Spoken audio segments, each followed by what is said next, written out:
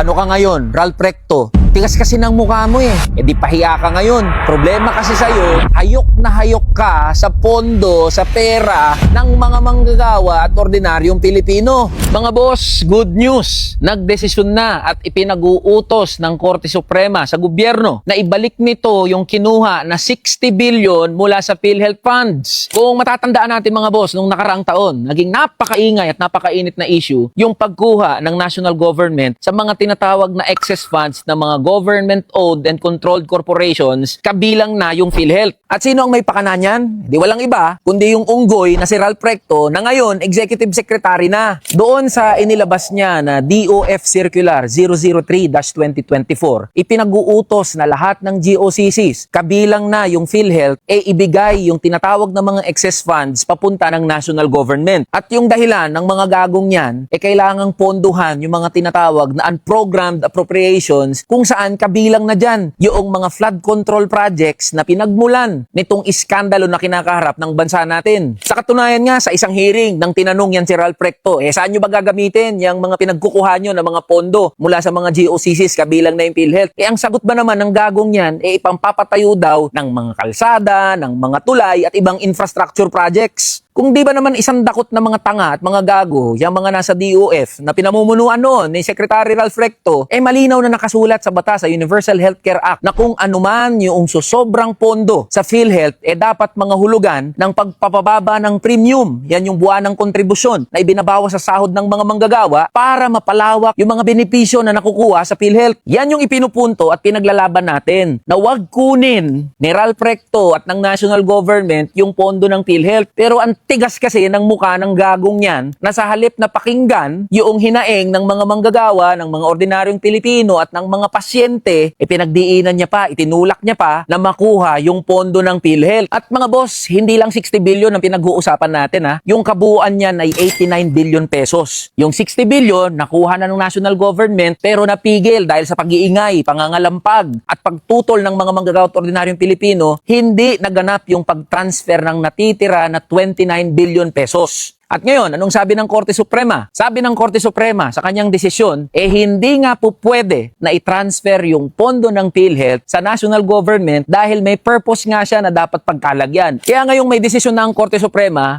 maganda yan na ibabalik yung pondo na kinuha ng national government mula sa PhilHealth. Pero wag nating kakalimutan mga boss na ang arkitekto, yung utak sa likod ng paglipat ng pondong to ay si Ralph Recto. At malinaw na illegal ang ginawa ni Executive Secretary Ralph Recto sa basbas na rin ni Pangulong Bongbong Marcos. O ano ka ngayon, Ralph Recto? Tigas kasi ng mukha mo Pinagpipilitan mo pa na kunin yung pondo ng PhilHealth na galing sa mga kinakaltas, sa sahod ng mga manggagawa, kontribusyon ng mga ordinaryong Pilipino. Di pahiya ka ngayon. Problema kasi sa'yo, hayok na hayok ka sa pondo, sa pera ng mga manggagawa at ordinaryong Pilipino. Para naman sa PhilHealth, wag yung gawing bangko. Yung PhilHealth, tiyakin nyo na yung kontribusyon ng mga manggagawa at ordinaryong Pilipino mapupunta sa dapat niyang pagkapuntahan. Dapat kasuhan itong si Ralph Recto at yung mga kasama niya na arkitekto ng paglipat ng pondo ng mga GOCCs papunta sa national government. Malinaw na sinasabi ng Korte Suprema, illegal yan at hindi po pwede yan. Kaya itong nangyari na to mga boss ay patunay lang na may nangyayari kapag tayo ay nag-ingay, nangalampag at kumilos. Panalo natin to mga boss.